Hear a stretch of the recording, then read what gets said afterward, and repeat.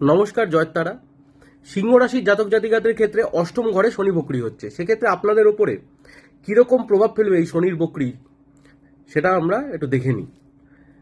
কর্ম আর অর্থের দিক থেকে যদি বলি, তাহলে কিন্তু প্রথমে কর্মের দিক থেকে বলে নিচ্ছি।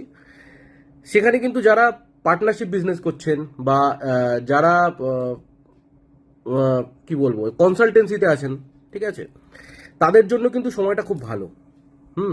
অনেকে মানে অষ্টম ঘর তো পরিবর্তনের জায়গা, তো অনেকে পরিবর্তন করতে পারেন, কিন্তু অষ্টম ঘরে একটা বিপজ্জনক দিকও আছে। সেটা হচ্ছে, ধরুন এই সময় কিন্তু প্রফেশন একটা চেঞ্জের একটা আহ, মানে বিশাল একটা যোগ রয়েছে। কিরকম?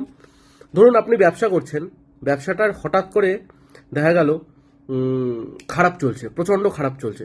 আপনি কিন্তু বাধ্য হবেন চাকরিতে জয়েন করতে, বা চাকরি করছিলেন হঠাৎ করে ইচ্ছা হবে ব্যবসা করতে। তো এই জায়গাটা কিন্তু একটু বুঝে শুনে ডিল করবেন। যারা সুদে টাকা খাটান বা আপনি সুদ দেন, সেক্ষেত্রে কিন্তু বুঝে শুনে বিনিয়োগ করবেন, বা সরি, বুঝে শুনে টাকা ধার দেবেন। ধার নাও আসতে পারে। আবার অনেকে ধরুন ঋণ নিয়ে রেখেছিলেন অন্য জায়গা থেকে, সেই ঋণগুলো কিন্তু শোধের একটা জায়গা তৈরি হবে। সেটা পার্সোনাল চার্ট দেখে বলা সম্ভব। অষ্টম ঘরে বিভিন্ন ধরনের কাজ হয়।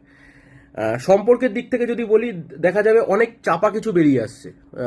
সে প্রেমিক প্রেমিকার দিক থেকে হোক, আত্মীয় স্বজনের দিক থেকে হোক, যে কোনো সম্পর্কে চাপা কিছু আপনার সামনে চলে আসবে হঠাৎ করে, বা আপনার কোনো চাপা জিনিস অন্যের কাছে চলে যাবে। এমন একটা সিচুয়েশন তৈরি হবে যেখানে আপনার কাছে কিছু লুকানো থাকবে না, বা আপনিও কিছু লুকিয়ে রাখতে পারবেন না। ঠিক আছে, এই জায়গাটা কিন্তু হবে। একটু বুঝে শুনে সাবধান হয়ে যান আগের থেকেই।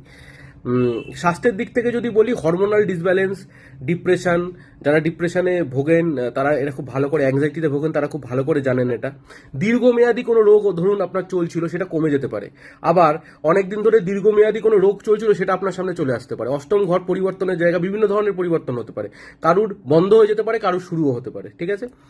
আর যদি শিক্ষার দিক থেকে বলি, যারা ছাত্রছাত্রী আছেন তাদের কিন্তু ফোকাসড হতে হবে। এই টাইমটা কিন্তু প্রচন্ড ফোকাসড হতে হবে। যারা গবেষণা করছেন, পিএইচডি করছেন, তাদের জন্য কিন্তু খুব ভালো সময়, কারণ অষ্টম ঘর হচ্ছে গবেষণার জায়গা। ঠিক আছে।